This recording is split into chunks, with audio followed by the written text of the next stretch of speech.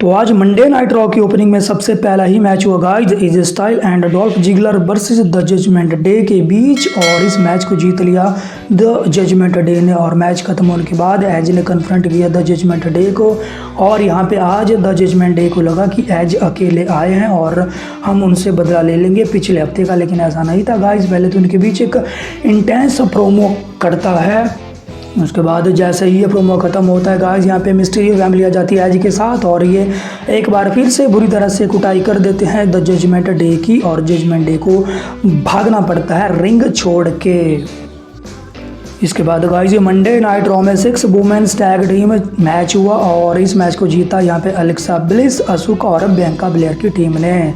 इसके बाद guys Kurt angle आते हैं रिंग के बीचों बीच। पिछले हफ्ते ही WWE ने ऑफिशियल कर दिया था कि कर्ट एंगल अगले हफ्ते आ रहे हैं, क्योंकि वो होम टाउन हीरो हैं, तो गाइस उनका वेलकम होता है। इसके बाद वो कुछ प्रोमो काटते, क्लैश एट द कैसल को वो हाइप करने की कोशिश कर रहे थे, लेकिन इस प्रोमो को यहाँ पे डिस्ट्रैक्ट कर दिया अल्फा अकेडमी ने, और यहाँ पे चैड केबल ने प्रोमो में एक चीज़ कही, वो कर्ट एंगल को एक ऑफर देते हैं। वो कहते हैं कि तू आज अल्फा अकेडमी को ज्वाइन कर ले एज ए न्यू मेंबर। ये ऑफर कर्ट एंगल को मंजूर नहीं था दोस्तों। यहाँ पे चैड केबल को लगता है कि क्योंकि कर्ट एंगल अकेले हैं, उन्होंने हमारा ऑफर नहीं माना, तो कर्ट एंगल की धुनाई हम कर देंगे, लेकिन ऐसा गाइस नहीं होता है। स्ट्रीट प्रॉफिट्स आ जाती है बैक स्टेज से, और वो खड़े हो जाते हैं कर्ट एंगल के साथ, कर्ट एंगल का साथ देने के लिए। इसके बाद दोस्तों चैड केबल यहाँ पे एक चैलेंज दे देते हैं स्ट्रीट प्रॉफिट्स को। वो कहते हैं कि हमारा मैच होगा, अगर हम इस मैच को जीत गए तो कर्ट एंगल को हमारी टीम का हिस्सा बनना पड़ेगा, और वो ही करना पड़ेगा जो हम लोग कहेंगे। चैलेंज एक्सेप्टेड हो जाता है गाइस, ये मैच चलता है, और इस मैच को स्ट्रीट प्रॉफिट्स ने जीत लिया। और उसके बाद कर्ट एंगल, जो उनका एक स्टाइल है मिल्क पीने का, दूध पीने का, कर्ट एंगल यहाँ पे दूध पीते हैं और चले जाते हैं बैक स्टेज की ओर। इसके बाद दोस्तों बाया सैटेलाइट इंटरव्यू होता है यहाँ पे रिडल और सेथ फ्रीकिन रॉलिंस का।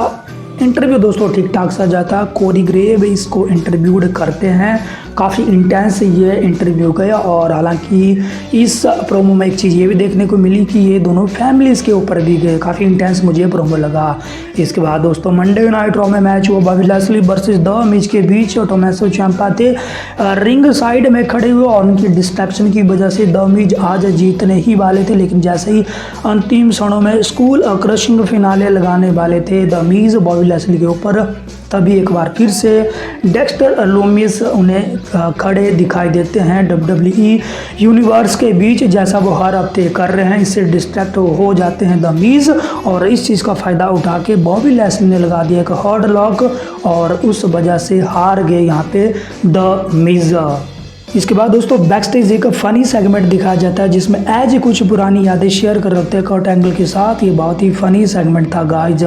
इसके बाद गाइज मंडे नाइट रॉ में आगाज हुआ द ब्लड लाइन का, द ऊसोस का, और उनके साथ होते हैं ऑनरी ऊस, सैमी ज़ेन। ये अगले हफ्ते की फ्राइडे नाइट स्मैकडाउन को करते हैं हाइप, क्योंकि अगले हफ्ते स्मैकडाउन में 2 साल के टाइटल रेन को सेलिब्रेट किया जाएगा, जो रोमन रेंस के हो चुके हैं 2 साल। इसके बाद इस प्रोमो को यहाँ पे डिस्ट्रैक्ट करते हैं केविन ओवन आते हैं, और इनके बीच एक इंटेंस प्रोमो चलता है गाइज, और प्रोमो इतना इंटेंस होता है कि इनके बीच एक मैच बन जाता है जय ऊसो वर्सेस केविन ओवन।